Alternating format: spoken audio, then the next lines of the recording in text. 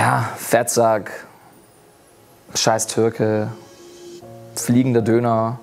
Mein Name ist Resul, ich bin Junglehrer und mir ist jeder Schüler wichtig. Egal wo er herkommt, wie er aussieht, welche Sprache er spricht oder welche Religion er hat. Exactly. Es waren natürlich keine so schönen Dinge, also dass dann die Hose runtergezogen wird im Unterricht und was weiß ich was. Also es waren schon prägende Momente und deswegen kann ich mich noch an diese Momente erinnern. Ich habe da gar keine Probleme damit, das zu erzählen, was mir passiert ist und hoffe auch dadurch, dass man sich selbst damit identifizieren kann, falls man solche Probleme hat, dass dann die Schülerinnen und Schüler sich dann eben auch anvertrauen können und auch kommen können und dass man eben auch Instanzen, die wir in der Schule haben, Schulsozialarbeiter, Betreuungslehrerinnen und Lehrer, dass man sich an die wendet, eben an ein Fachpersonal dann lotst und sagt, hey, du bist nicht alleine, du kannst darüber sprechen, du sollst darüber sprechen, Petzen ist erlaubt. So kann man eben auch den Schülerinnen und Schülern helfen, die vielleicht eine Außenseiterrolle im Alltag spielen, im Schulalltag spielen, ja. Hat natürlich dazu geführt, dass ich halt schon Gewichtsschwankungen hatte. Ich habe dann durch dieses Mobbing schon 10 Kilo abgenommen in einem Monat als Kind in der Grundschule und nicht das Bedürfnis gehabt, mich an irgendjemanden zu wenden, weil ich das mit mir selber irgendwie geklärt habe und hat auch relativ gut geklappt. Hat zwar so im Laufe der Jugend und Pubertät so seine Narben hinterlassen, aber ich habe das alles sehr gut im Griff bekommen.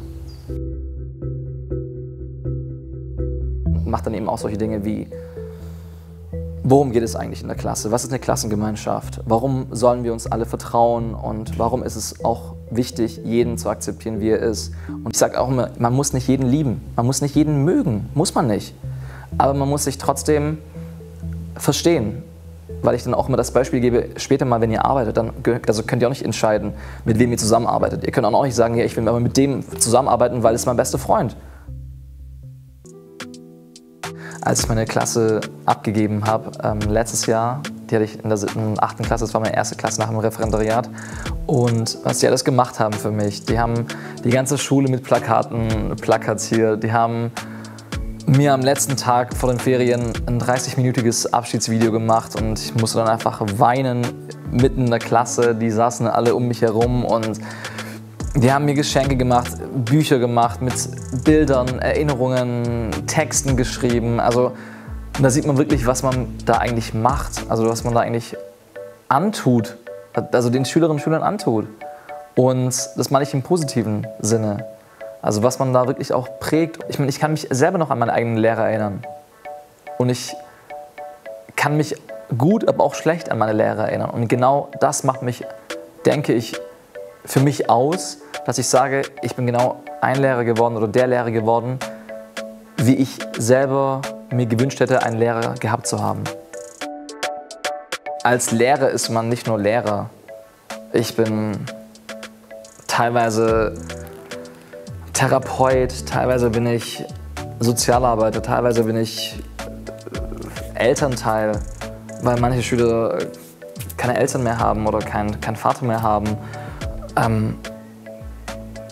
Ich bin vielerlei, also ich bin viele Rollen. Ja, ich habe nicht immer frei. Ferien sind nicht immer Ferien und das ist eben dieser falsche Punkt, von dem die ganze, ja, vielleicht ist meine Familie, Freundeskreis jetzt inzwischen nicht mehr, aber die Menschen in unserer Gesellschaft davon ausgehen. Es ist nicht alles Ferien. Es ist unterrichtsfreie Zeit. Klar können wir dann unsere Arbeit selber einteilen, wann wir das machen möchten. Wir haben Klassenarbeiten zu korrigieren, wir müssen Hausaufgaben korrigieren, die wir einsammeln. Wir müssen teilweise dieser Elternkontakt, dieser E-Mail-Verkehr, also es ist nicht alles immer hier unterrichten, man hat dann um 14 Uhr Feierabend, geht nach Hause und chillt sein Leben. Nein, es ist nicht so. Komme ich danach erstmal nach Hause und dann ist inzwischen 19, 20 Uhr, dann ist erstmal was gegessen und danach fängt dann nochmal das Unterricht vorbereiten an. Wobei andere um 17 Uhr Feierabend haben, nach Hause gehen und den Abend genießen. Und das ist der Unterschied. Also es wird viel gemacht, was im Hintergrund abläuft, was man eben nicht sieht. Und das ist das Problem.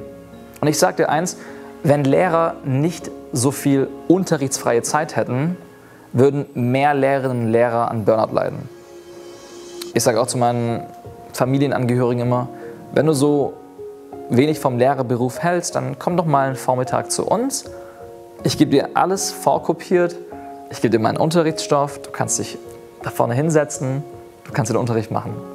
Ich beobachte dich. Bis zur 6. Stunde durch. Ja, klar, mache ich. Ja, wieso nicht? Und das möchte ich mal sehen. Also unterschätzt diesen Beruf nicht. Und denkt daran, dass wir eure Kinder, beziehungsweise Kinder, die klein sind, begleiten. Die Kinder sind nicht den ganzen Tag zu Hause, die sind den ganzen Tag meistens in der Schule. Und die sind auch hier an einem Ort, da wo sie eine große Zahl ihres Lebens für das weitere Leben geprägt werden. Und da sollten sie richtig geprägt werden. Ja.